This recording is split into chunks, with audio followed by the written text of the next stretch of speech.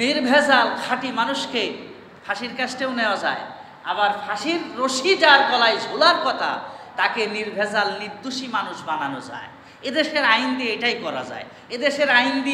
এদেশের আইন দিয়ে একদম যাকে ক্রস দেওয়ার কথা, যাকে 10টা মেশিন গান পাওয়া গেছে, তাকে বেকসুর খালাস করে দেওয়া যায়। আবার এই দেশের আইন দিয়ে একটা নির্ভেজাল নির্দোষ ইমামকে 10টা অস্ত্র মামলায় ঝুলানো যায়। যায় না? যায়। কেন ফেলতেছে? আস্তে আস্তে বাংলাদেশের যে মানচিত্র ছিল সেই মানচিত্র আস্তে আস্তে ছোট হচ্ছে। গেল চূড়াই পথে মালামাল আসতেছে না? আসতেছে। তার মানে বর্ডার গার্ড বানাইছে ঠিক, ওদের পিছনে লক্ষ টাকা ব্যয় করে ঠিক, কিন্তু তাতে কোনো লাভ হয় না। এরপরে বাংলাদেশের আইন শৃঙ্খলা রক্ষা করার জন্য পুলিশ বানানো হলো, গোয়েন্দা বানানো হলো, র্যাব বানানো হলো, চিতা বানানো হলো, ইত্যাদি ইত্যাদি, আরও কত কিছু আছে আমি জানি না। এত কিছু বানানোর পরেও এই বাংলাদেশে চোর ডাকাতি কি বন্ধ হয়েছে? বলেন, বন্ধ হয়েছে? বন্ধ হয়নি। বরং আপনি যদি চোখ বুলিয়ে ভালো করে একটু ডিপলি গবেষণা করেন, দেখবেন অতীতের তুলনায় এখন বেশি এসছে। অতীতের তুলনায় এখন বেশি এসছে এবং উত্তর আরও বেশি হবে।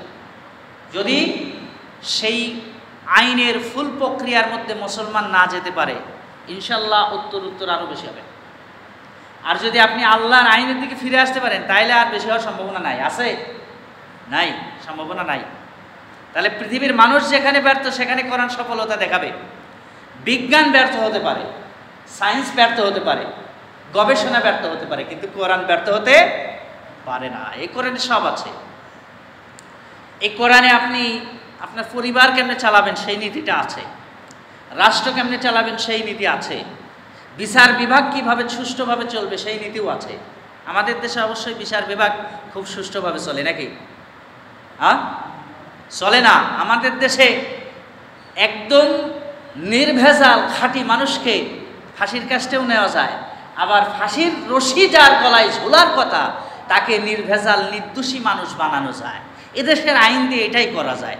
এদেশের আইন দিয়ে একদম যাকে ক্রস দেওয়ার কথা, যাকে 10টা মেশিন গান পাওয়া গেছে, তাকে বেকসুর খালাস করে দেওয়া যায়। আবার এই দেশের আইন দিয়ে একটা নির্ভেজাল নির্দোষ ইমামকে 10টা অস্ত্র মামলায় ঝুলানো যায়। যায় না? যায়। কেন যায়? কারণ এই আইন মানুষ বানায়, মানুষ লেখে, মানুষ তার ঘুষ খায়া উল্টায় দেয়। মানুষ নিজেই লেখে, মানুষ বানায়, মানুষ ঘুষ খায়া উল্টায়া দেয়। এমন কোনো ম্যাজিস্ট্রেট, এমন কোনো বিচারক সম্পর্কে আজ পর্যন্ত আমার কানে ইতিহাসের পাতায়, বাংলাদেশের ইতিহাসের পাতায় লেখা হয়নি যে ইনি ঘুষ খায়নি, ইনি ঘুষ খায় নাই। এমন কোনো ম্যাজিস্ট্রেটের পাতায়, ইতিহাসের পাতায় লেখা হয়নি। ও জায়গা গেলেই একদম নির্দোষী মানুষকে দোষী বানাবে, দোষী মানুষকে নির্দোষ বানায়।